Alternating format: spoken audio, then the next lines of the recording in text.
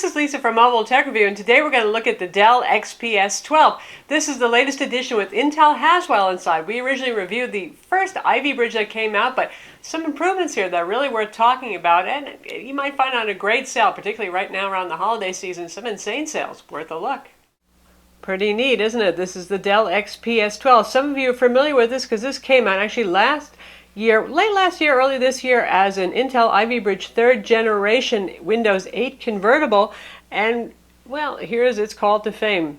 We have the easel style hinge over here. So for those of you who think that the Lenovo Yoga products are cool, but you don't want your keyboard facing down, this solves the problem.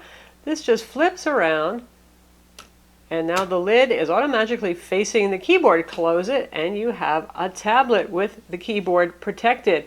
Kind of a nice normal experience. Full HD display with Gorilla Glass, by the way. And here's another nice thing. When you hold this, not only is there no keyboard on the back, but it's that cool Dell carbon fiber thing that they do. And there's actually curves over here.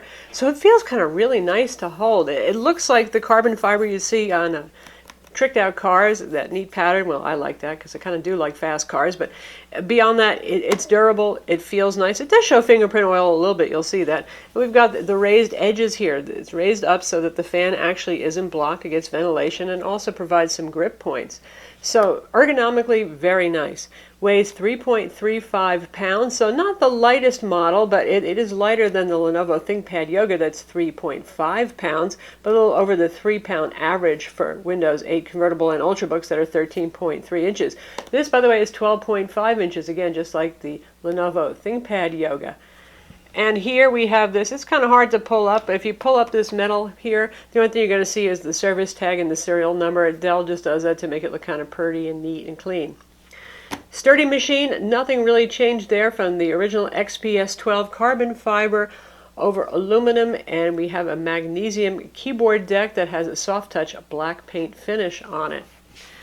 Sturdy, rugged. The easel hinge has held up well. This product has been on the market about a year now total, the original version that is, and people have not had trouble with their easel hinges. So for those of you who think that that might be a delicate kind of contraption, it seems to be holding up well. And Dell does make solid, kind of rugged, business-oriented products, so I trust it so far.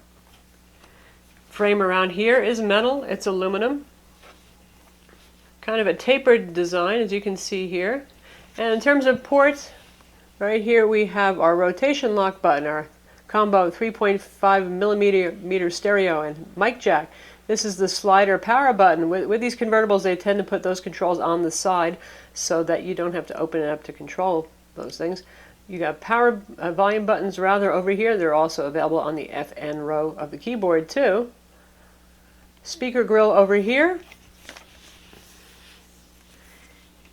Another speaker grill over here for our stereo speakers that are pretty good. Press this button here and you can see how much battery charge you have left. 2 USB 3.0 ports. We like having 2 USB 3.0 ports. They are kind of close together. It's my only complaint. So if you have bulky USB devices you're plugging in, like LTE dongles, you might need a little extension cord or something so they don't bump into each other. And we have a mini display port, which is handy because you can get a mini display port to HDMI adapter, not too expensive at all, but you can also plug this into DisplayPort monitors like the ones that Dell makes, for example, and drive bigger than full HD resolution displays, and that's where we plug in our power charger. On the front we have the usual 1.2 megapixel webcam up there and a microphone as well, and this is the Windows Home button, and this is a clicky button, which is a good thing, I say, because otherwise, you know, with these tablets you tend to rest your hand here and suddenly you're flicking it back and forth between things. Don't want to do that. This will ship with either Windows 8 or 8.1 depending on when your machine was built. It's easy enough to upgrade to 8.1. Just download it from the Microsoft Store. And if we open it up, for those of you who need the practicality of a laptop, obviously we have that too. And we'll flip the screen back. This is done with magnets and springs, by the way, and it feels pretty good. It's a little tighter than it was on the first gen XPS 12. You can lay it that far back. It does not open up all the way flat like ThinkPads do, for example, but that's plenty enough tilt back, especially because this is an IPS display, so you have wide viewing angles. that you're not really going to need to tilt it back more if you're using it in an average position on your lap, on a desk, even in bed. So you can see there's glare here. This is a glossy 10-point touchscreen. There is no pen option, unlike the ThinkPad Yoga. As you can see from the key relief here, we have pretty good key travel. I absolutely love Dell's XPS keyboards. Lots of tactile feel, a little springiness to the keys, yet they're damped so they don't sound clacky and nasty. Feel great, pretty large, very big font on as well, so easy to see. Backlit keyboard also works with auto brightness, and it's actually pretty reliable. Good contrast there, so you don't even need it as much in dimly lit situations because very bright white on black. To be honest, it's tough because ThinkPad keyboards are awesome too, but as their machines get thinner, sometimes it's not the experience it once was with the old-fashioned thick machines. This is my favorite keyboard, to be honest, on 13.3-inch and smaller machines. This is a black, rubbery, soft touch paint finish on top of magnesium. Feels good, it's grippy. Doesn't pick up too much fingerprint oil. The trackpad does, as you can see right here. And by the way, this is a large glass Synaptics trackpad. Happily, Dell has stopped using the Cypress trackpad that was the bane of the XPS existence for a while, like in the XPS 13. This is much more reliable. This has been out for a little bit, so Dell's had some driver updates, and there was one for the trackpad. At first it was sometimes a little bit weird, but now it works pretty well. The only thing that I've noticed is sometimes when you scroll down with two fingers, it snaps back to the top of the page by itself, which is kind of weird and annoying. Haven't found a way around that. I've noticed if you keep away from the very top when you're doing your scrolling, it's not going to happen if you stick to scrolling down here. Anyway, other than that, really no complaints with it. It has a nice tactile little bit of feel to it, and it works pretty reliably. And because these two are obvious competitors, at least for those of you who don't need the optional pen on the ThinkPad Yoga, here they are together. Both 12.5-inch full HD displays. Again, 3.5 for the ThinkPad Yoga, 3.35 for the Dell XPS 12. And it's funny that this is actually taller, our XPS. I mean, it's the same aspect ratio, same nominal screen size. It's just a difference in, you can see how there's a taller bezel over here. It may have something to do with that. But otherwise, pretty similar in size and in shape. Obviously different in the way they function. As you saw with the Dell, turns into a tablet by simply doing that. And there we have our tablet. ThinkPad Yoga. That's what that guy looks like, and we have a full review of this, written and video review, so check it out if you're interested. This one goes into tablet mode by doing the yoga thing, 360-degree hinge. So here you have your keyboard on the bottom. Some people are bothered by this. This has the lift and lock design, so it actually locks the keys and raises the bezel in between the keyboard keys up so that it feels kind of something more flat. But that's the difference right there. And in terms of thickness, you're looking at pretty much the same thing. The Yoga has a little bit of a lip over here, but other than that, they're pretty close to the same. Dell is just a little bit slimmer. With the XPS 12, you can flip the screen around and have that presentation mode like we've done now. It's really not, you would think it's not designed for tent mode, but it actually is fairly stable. This is a kind of thin, slippery edge, but as you can see, the screen rotation works automatically. And you could use it in tent mode like the Yoga as well, and reasonably stable. All right, so what's inside and how much is it going to cost you? There is a Core i3 model with just an 80 gig SSD. That's $9.99. I generally don't recommend the Core i3s. You lose your turbo boost. Get the Core i5s. Save up a little if you can and do that. The Core i5 model is your standard configuration for an Ultrabook. It's the 4th generation Haswell 4200U Core i5, 1.6 gigahertz dual core, 4 gigs of DDR3 RAM and 128 gig SSD, and Dell charges $11.99 on their website for that, though typically in stores I see it for $10.99. And for the holiday 2013 season, Dell has been having a big promotional push, and a lot of retailers are selling that configuration for a crazy low $7.99, which is a real steal for one of the nicest convertibles on the market. There's also a Core i7 with 8 gigs of RAM and a 256 gig SSD, and that one is $13.99 on Dell's site. And that's pretty much it for the configurations that are available. In terms of synthetic benchmarks, the numbers are just where we would expect for a machine with a Core i5 4200U Haswell CPU, 4 gigs of RAM, and 128 gig SSD. On PC Mark 7, it scored 4889. 3D Mark 11, 911. That's a pretty good number. It's got dual channel RAM in there, whether you get the 4 or the 8 gigs, so that's going to help with your 3D Mark score. W Prime computed pi in 23.06 seconds. Geekbench 3, the 64-bit test, single core was 2632, multi-core was 5042. So good numbers there and well within range of what we would expect. Other amenities include dual band Wi-Fi and good Wi-Fi. Dell is always nice like this. They know what the geeks are into these days and what's good. And so you have Intel Wi-Fi 7260 AC. That means you have 802.11 AC dual band wireless inside. Pretty much that's the Cadillac of wireless cards for laptops right now. And reception has been quite good. That same card in some of Sony's laptops, like their Vio Pro 13, have been kind of iffy, but here reception has been very strong. Also has Bluetooth 4.0. In terms of other synthetic benchmarks, Crystal Disk Mark that measures the SSD speed. These are very good numbers, particularly for the 4K write, where often we see 90 or 100. So Dell's using a good SSD in there also, nice and fast.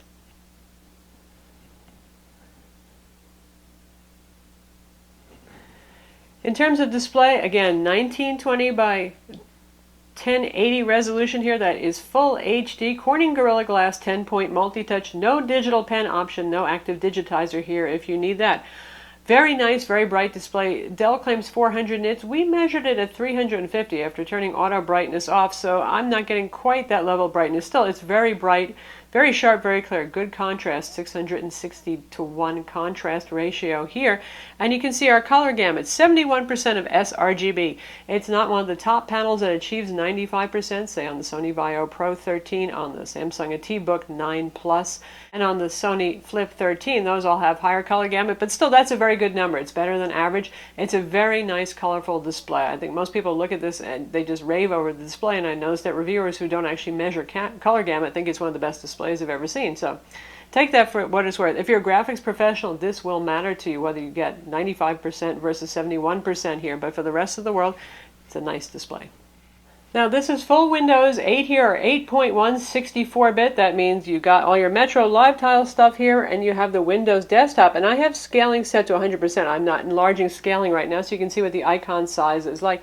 I think it's pretty manageable. Of course, you can set the scaling up to the usual default 125% or 150% for such a high-resolution display at 12.5 inches.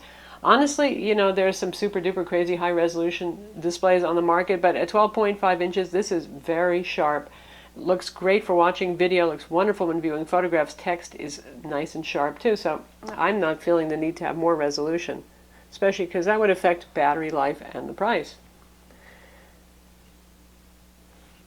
And we've got the full desktop version of IE here. You can put Chrome on here, any browser you want, of course, iTunes. Again, this is a full PC. We're just going to test video playback so you can hear what the speakers sound like, and we'll look at Dell Venue Pro 8 reviewed and play that video to see. So if you look at it, the text is nice and sharp here, and the whites are quite white. It's a good quality display.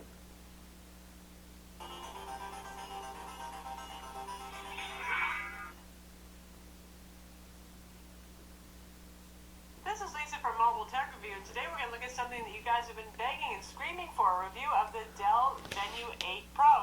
This is a Windows 8 PC with an 8-inch display, only $299.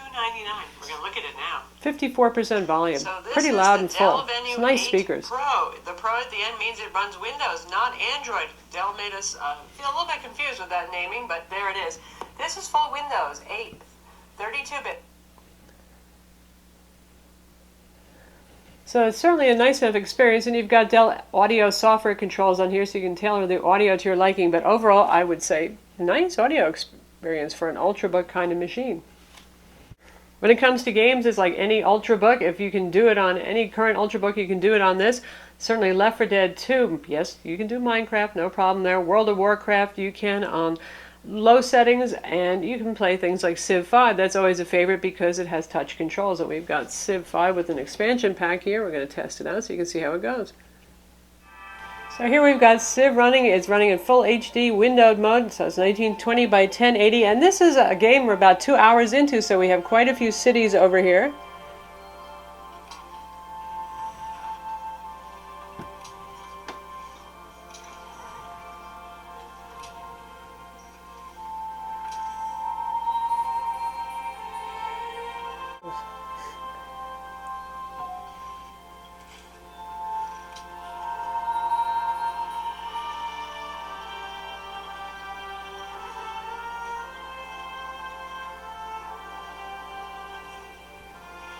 So you can see turn speed is still pretty good even this far into a game, which is great, and the graphics are absolutely lovely here, nice and sharp. It's not having any problem as we pan around. Nice and smooth. So there it is, Civ 5. Great way to have fun on the road when you're stuck in a hotel.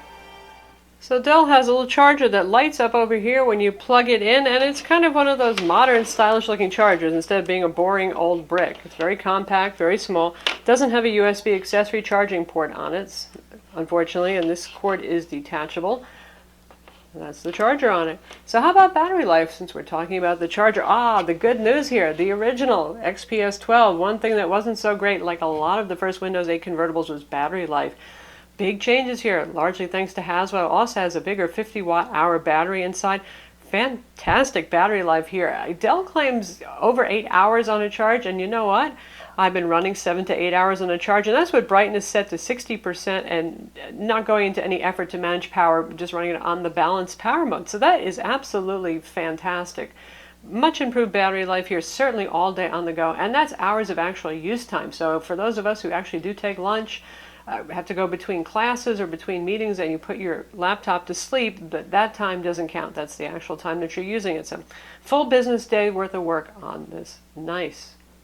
The fan is pretty quiet on it. You're not hearing it now. We played Civ. You can hear Dell does a very good job tuning their fans. It never sounds obnoxious, whiny, and high-pitched. So even when it is running, it's not the most disconcerting or disturbing thing. Certainly you will hear it if you're playing Civ 5. If you're exporting HD video, doing a conversion, you're going to hear it.